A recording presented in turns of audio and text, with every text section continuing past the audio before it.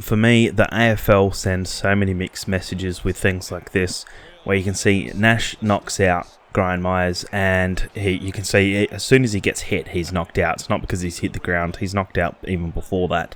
It'll be interesting to see what the AFL do, because they do. I think this is going to be 5 to 7 weeks is what most people are saying. I think it is going to be about 6 weeks, especially going off of last year with, or the year before with Peter Wright, how he got 4 weeks for that high bump. This one looks a little bit more intentional. I think this is going to be 6 weeks. Then on the other hand, we have players like Noel Bolter, who got suspended for 6 weeks. This went to court and he got a slap on the wrist. He got a $3,000 fine, can't consume alcohol, and he can't be out after, I can't remember what it is, 10 PM or something, from 10 PM to 6 AM. And that's for 3 months before he can stop that. So he's going to get punished by not being able to play those night games. But what about the victim, the person that got attacked by Noel Bolter over a pizza of all things? For me, the punishment just doesn't fit the crime. Anyway, leave a comment below. How many weeks do you think that Conor Nash is going to get for this high hit?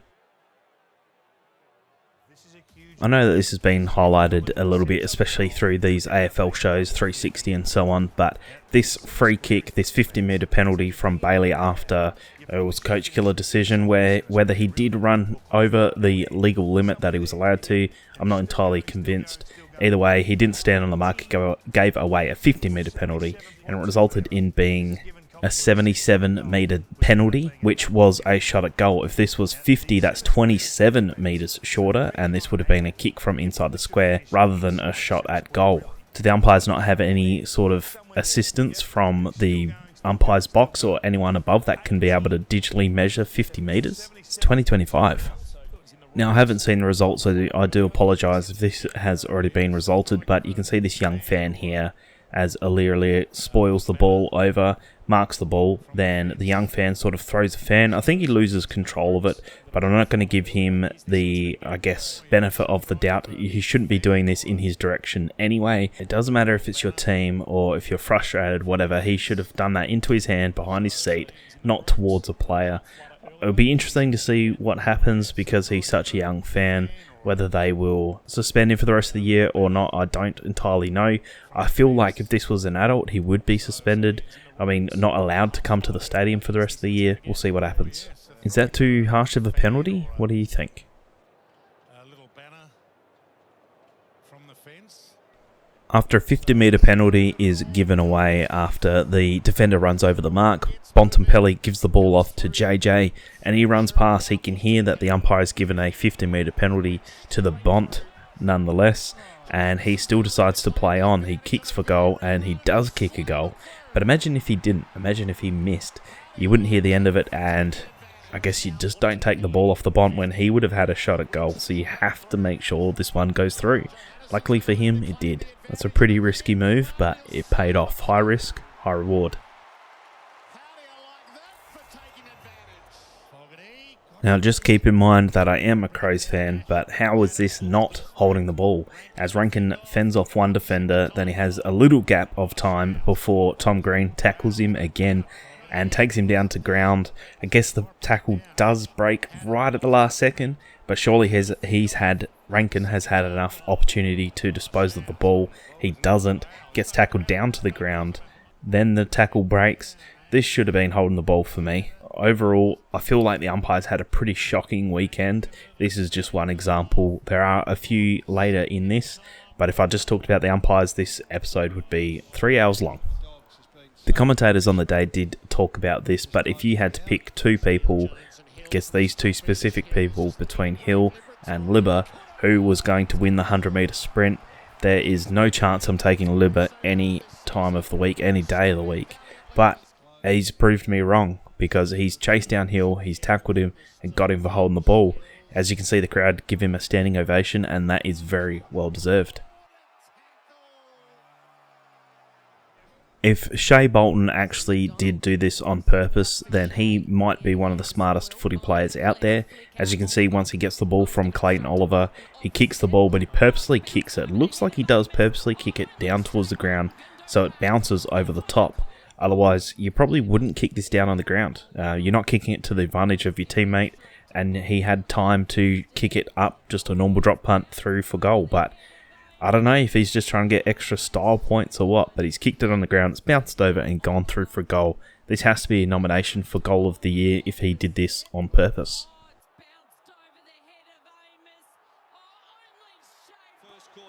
I think this one is the wrong call again by the umpire here. You can see that he's very close. It's in the last minute of the first quarter. I feel like the umpire just got a little hung up over the situation. But as you can see, Blitzhaus has the ball. He does have a little bit of time to dispose of the ball, gets tackled down to the ground, and then he sort of just flicks it over for a rush behind. This should have been holding the ball for me. I think this is the wrong call by the umpire, who was right there and just wouldn't make the call. Also, if you made it this far into the video, so far this is a very big episode, so I just want to thank you so much for watching. If you're new to the channel, please do subscribe. I do videos like this every week. If you already like the channel, please leave a like, leave a comment, it helps push it out to more people. Let's keep going. This one again, I think, is a very poor example of the umpiring on the weekend. After Butters gets the ball from the throw-in, he jumps to get his hands free so he can handball, but from the impact of the tackle, he's not able to get his hands to the ball. This is a clear throw. The umpire is right there and just doesn't make the call. After the ball goes inside the Swans forward 50, there's a bit of a contest between McLean and Alir, and Alir wins the free. And from first looking at it, you see McLean is clearly disgusted with the call, and I thought it was the same. I thought Alir fell down and dragged him down. But if you do watch the replay, it does look like McLean puts a block on to stop Alir getting to the ball. By watching the replay, both of the players ran past the ball, so the ball wasn't going to be in their landing zone. And McLean does take his eyes off the ball a little bit, but he puts that early body contact on, which happens in pretty much every marking contest, to put your opponent off balance or whatever, to give you a better chance at marking the goal. Things like this don't usually get paid. It's not a total stinker from the umpire, it's just a little bit odd. After the Blues are putting the ball inside forward 50, you can see that Durden takes a mark almost out of nowhere. I definitely wasn't expecting him to be contesting this mark, but you watch the replay and this is quite courageous because he only has eyes for the ball and he's running back with the flight. This can end very badly. It has many times, but he only has eyes for the ball, so it's a very courageous mark and very well done to him. You can see that the Blues boys love it. Now, we don't do this every week, but probably should. I think this is the defensive play of the week for me. As you can see, Harry Edwards puts his body on the line, stopping the goal from the Essendon forwards, and he just takes the hit. He knows that this is coming, puts his body on the line, just makes sure that this doesn't go through for a cheap goal. So well done to him for putting his body on the line and stopping a almost certain goal. After the ball is heading towards the Saints forward 50, Higgins breaks free and you can see he receives the ball and I don't know if he's passing this or going for a shot at goal. I think he doesn't even know. He sort of goes halfway in between and doesn't really do anything with it. And then it looks like Wilson saves the day by keeping the ball in and then kicking a goal. But watching the replay, you can actually see that there is a bit of a gap in between the point post and the ball. You can see the umpire's shorts through that, the colour of his shorts. So this is not a goal, it's only a behind and a goal gone begging. This is probably the first double oddity of the week after Tyson Stengel is lining up for goal. Somehow he just completely shanks the kick, but it doesn't go off the side of his boot, it's just a real floater. And Barras takes the mark and then gives it to Amon, who kicks it out. And then Impey marks it. It looks like he marks it, but the umpire says it's play on. It looks like a chop of the arm, so this probably should have been a mark or a free kick. It isn't, and then eventually the Cats get the ball back and kick a goal. The Hawks had every opportunity to win this game, but as you can see, Chol gets the ball and he's running towards the goal. There is someone coming over towards him and he's got to kick it on his left foot, and somehow he completely shanks the kick and he hits the post, so it's a behind. I just don't understand how a key forward does this. You got to love this from Willie Rioli. You can see that he's taken a shot at goal there, just a quick snap out of the pack, and you can see straight away he puts his hands up. He knows it's been touched. The umpire still go to goal review even though he's the one who's kicked it and he knows it's been touched. And of course, yes, it is touched. You got to love the honesty, but when it's on the other foot, you see way too many defenders say it's been touched when they know they haven't touched it. Or when sometimes it's 50-50, they do it so there is a score review. I don't know if there needs to be a penalty for this, for trying to trick the umpire or whatever, but at least the score review is usually pretty accurate. With only 2.5 minutes left, the West Coast Eagles get the ball and send it inside their forward 50. I'm assuming Liam Ryan didn't know that this was a mark.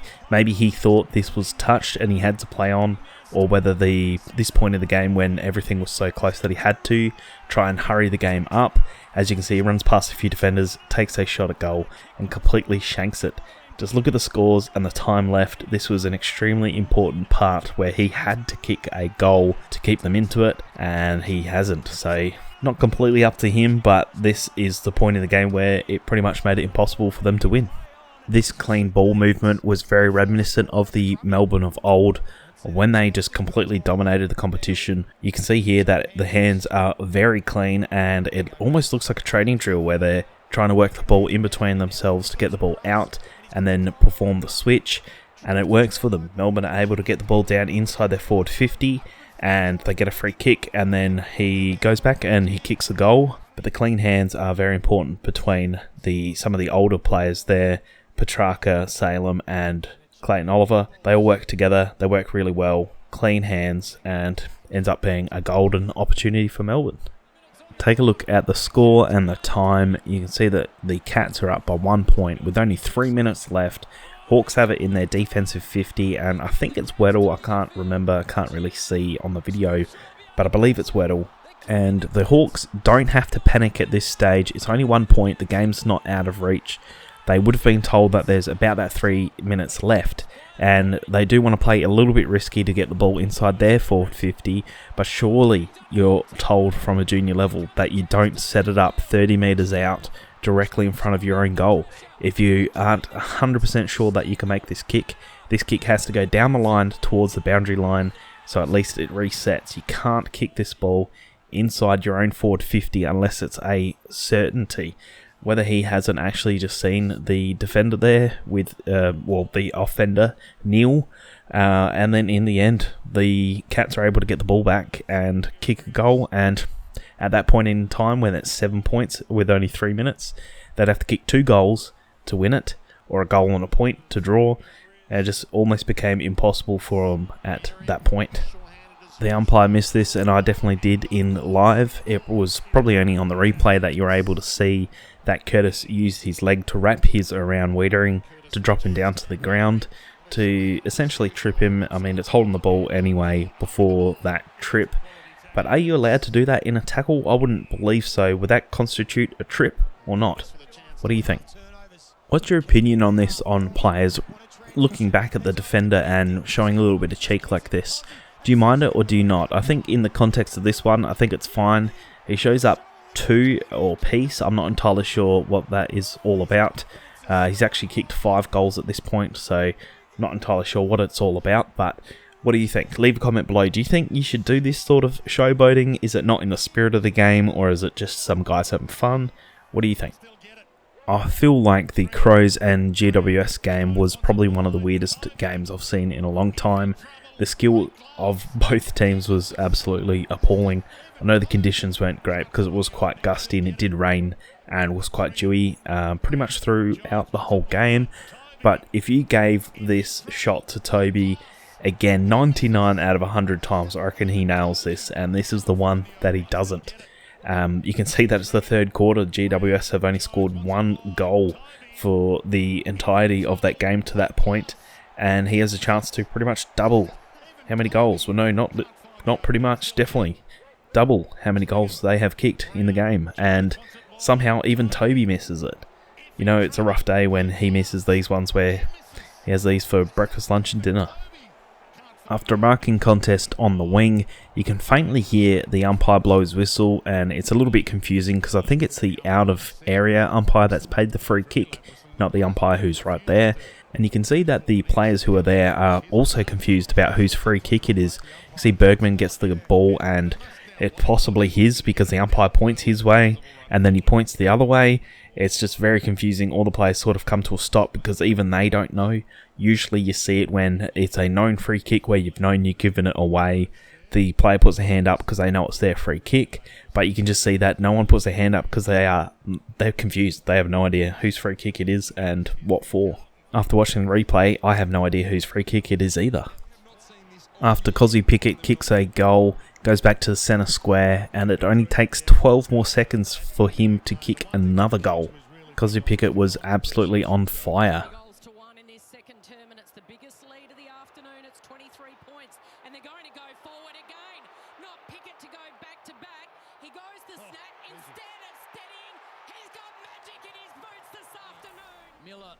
After Powell takes a mark on the wing, he sends the ball back inside the Suns' forward 50, and it just bounces past the pack and goes over, and then Graham gets the ball and he's half tackled, and as you can see he's going to kick the ball and kick a goal, but Vlosten stops him and he doesn't kick it, but luckily he has enough time to go back and take a second swing at it. But at this point in the game, when you're 18 points down, how nervous would have he been when he's taken that first swing at goal and he's missed it, but luckily he had enough time to make amends. After Akers gets the ball inside the forward 50, you can see that he tries to use his left boot to kick it to a teammate. It comes off the side of the boot, and just watch the replay. As soon as he kicks it, you can see him say something, and then you just see him laugh. He knows that this is a complete shank. Maybe he's laughing because he knows he's going to be on holding the ball channel. I wonder. After Chandler marks the ball, probably about 65 metres out from goal, maybe 70, he kicks it in towards Petty, and the ball is very low and very hard, just trying to kick it to his advantage. The ball just happens to bounce past and just eventually goes through for a goal. I'd like to get your judgment on this call here. As you can see, the ball is inside GWS's defensive 50 and the ball is bouncing towards the boundary line. It does look like the defender Sam Taylor actually hits the ball back towards Buckley. Well, he tries to at least. Doesn't make great connection with it, and the ball eventually bounces out. It's in the wet. At this point in the game, it's been raining, it's been dewy. You can see the skills are very low because of this, and he's hit the ball towards his teammate, I think, and the ball goes out and the umpire pays insufficient intent. I'm not entirely sure about that. What about your opinions? Leave a comment below. After Harley Reid gets the ball, he kicks it off his left boot and it goes out of bounds on the fall, and it's Mason Redman's free kick. And as you can see, Cripps has the ball and he should pass it back straight away, I guess. I feel like the umpire's fairly quick on the 50-metre penalty. I don't know if it's probably... I mean, he does hold the ball for quite some time, so it's probably correct, but I feel like this is a pretty harsh penalty for not that big of a delay in the game. Jack Gunston, who's been playing this game for so long and is probably one of the guys that if you had to put your life on it, he's going to kick this. And somehow he's just completely hooked it. You can see in his action, the way he hooks his hips, that this was going to miss. But it's very unusual, very odd to see Gunston miss so badly. Again, I am a Crows fan, so I may be biased in this decision. But as you can see, Neil Bullen is searching for the ball after the smother. He has his head down over trying to pick the ball up, and at the last minute, Himmelberg moves his body, braces for contact, he turns his body to the side and makes high contact with Alex Neil Bullen. For me, this is an easy high free kick. Somehow, Fogarty's come in and hit Himmelberg a little bit high, and then it's a GWS free kick. I feel like this is the wrong call. It should have been the first free kick to Neil Bullen. Anyway, moving on. Jason Horne-Francis is lining up for goal, and you can see after he kicks it, it comes off the side of his boot, and you can just see his expression after. He just knows that is an absolute stinker.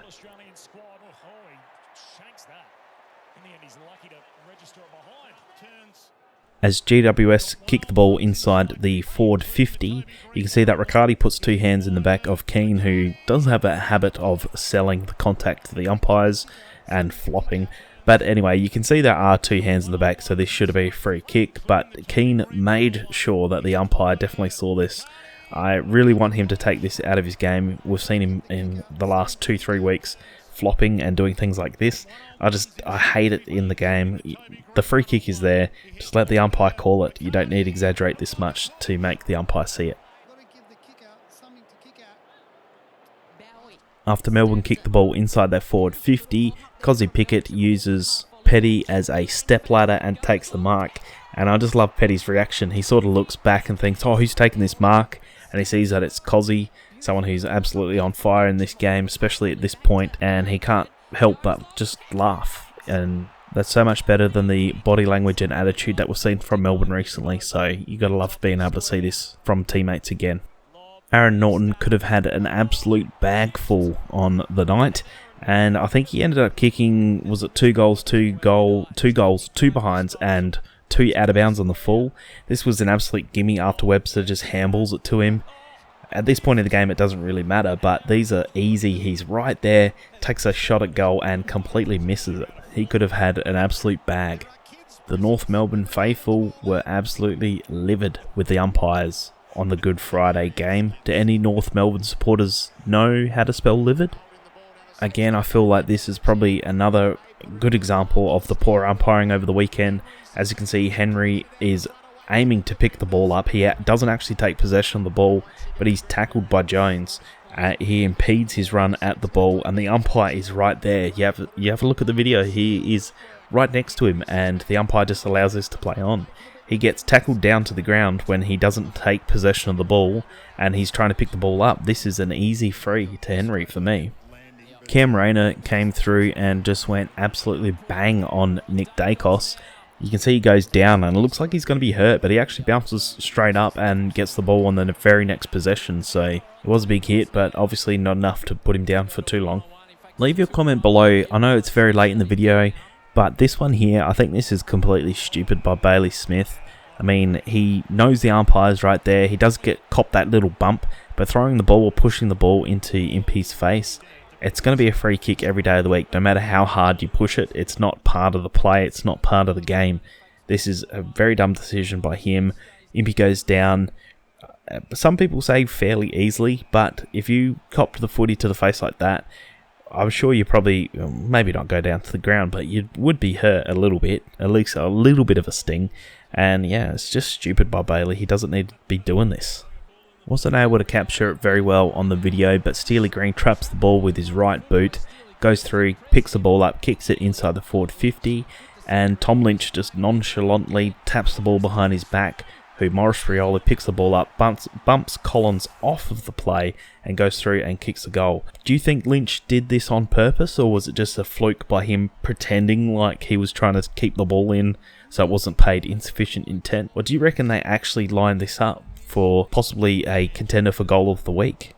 Thought this one from Jacob Ware was quite funny. He's trying to evade Taylor Walker, trying to sell him a couple pieces of candy, and Taylor Walker just has absolutely none of it. He's able to get the kick away, eventually Ware does, but it's quite funny to see him just sort of turn around on the circle. As the commentators say, kind of looks like he's on a lazy Susan. And that's it for this week. This has to be the longest episode I've done, single episode, for a very long time, if not ever. So if somehow you've made it all the way to the end of the video, surely I deserve a subscribe, a like and a comment below. Really helps push this video out. Again, I'm trying to get to 20,000 people by the end of the AFL season, by the grand final. So if you can help me by doing that and sharing it to people who might like this sort of content, I do appreciate it. Thank you so much. If you made it all the way to the end, I do also have a super like option or a become a channel member if you would like. Helps me out to keep pushing these videos out. Thank you so much, and I'll see you next week.